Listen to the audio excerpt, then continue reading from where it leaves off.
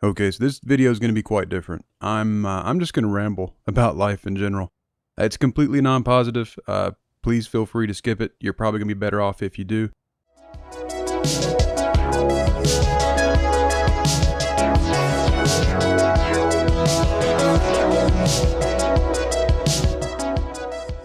Want to get into why I haven't posted any videos. I just got railed by 2 different viruses and laryngitis. I had the flu and then a stomach bug, so that was fun. So anyway, back on topic, and kind of what my rant is about. There seems to be a giant lack in the interest department for me as of late. There's no new movies that got me excited. No books, no new games. Even PC hardware, which is usually pretty fast moving, has been a very definitively overpriced meh. And then occupation-wise, this is the one, the company I work for was bought out just before Christmas in 2018. And it's been in complete chaos and utter freefall ever since. I'm on my 3rd supervisor in as many months. Our performance metrics have 180'd and then 90'd and then spun off into a downward spiral. Our software suite fails several times an hour, causing you to have to do the same job several times without any way to salvage anything. It seems like every day there's news of how YouTube is worse, how Twitch is worse, how Patreon is worse, how Twitter is worse. Apparently AAA gaming is on the verge of a crash. It might be the lack of enthusiasm for new titles, and it's not just me. Then again, copy-pasting Battle Royale was going to end in a fizzle eventually. Another Windows 10 patch, that's the KB44828887, is causing massive mouse and performance degradation issues. Microsoft's only solution at this point is just to uninstall the patch. That's fantastic. Another Intel-specific attack named Spoiler is ready to wreak havoc.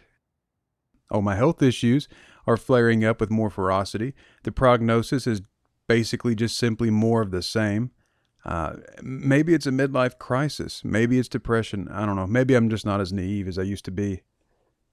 You know, I'm watching multi-million-dollar companies. They're releasing faulty products that are sometimes they have the same or even less performance capabilities than the previous products. And when they do release, they do this great marketing stunt, and it's always met with thunderous applause. And every time it's for an eye-watering price hike. And in this twilight zone we live in now, consumers are lapping it up. There are movie studios that, unknown to me, own Rotten Tomatoes and apparently are deleting bad reviews to protect their investment and to save face, so that's always good. Everywhere I go, it seems like society is more interested in celebrity gossip and dragging other people down with them or pushing agendas, and it seems like it's the arrogant and lazy and manipulative people that get ahead. It's the honest Joes and Janes that get left behind, and in my experience, hard work makes you a target. Pretending to work hard and brown-nosing, that's what gets the promotions. And it's just not my advancements either. I had a boss about a decade ago, gave me a raise within my 90-day evaluation. And he was actually replaced by a younger, inexperienced blowhard that literally slept with the operations manager. I'm not joking. And then most recently at my current place of employment, my supervisor was knowledgeable, punctual, and personable. He was also replaced by an inexperienced blowhard who was then in turn replaced by a flighty and arrogant tool. But maybe it's just me.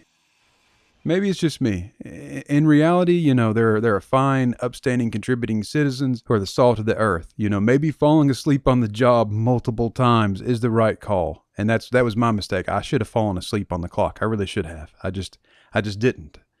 You know, and maybe getting caught popping unprescribed meds was a true sign of honest and hardworking spirit, you know, and not what, you know, if I wasn't doing that, I just wasn't doing something right. And, you know, the fact that my current employer has cited an 87% turnover rate as a need for undertrained employees that currently swell our ranks, and they're constantly calling for overtime. It's just a lack of work ethic among my peers and I. That's what it is.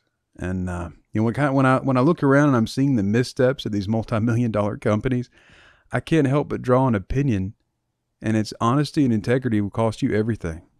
I'm really starting to think that. And like I said, maybe it's just depression or maybe I'm having a midlife crisis, but that's kind of, you know, like I said, it's not just me. It's not like, oh, well, you know, I didn't get the job, so I'm salty about that. I've had some really good supervisors and managers that knew what they were doing, but they always get moved.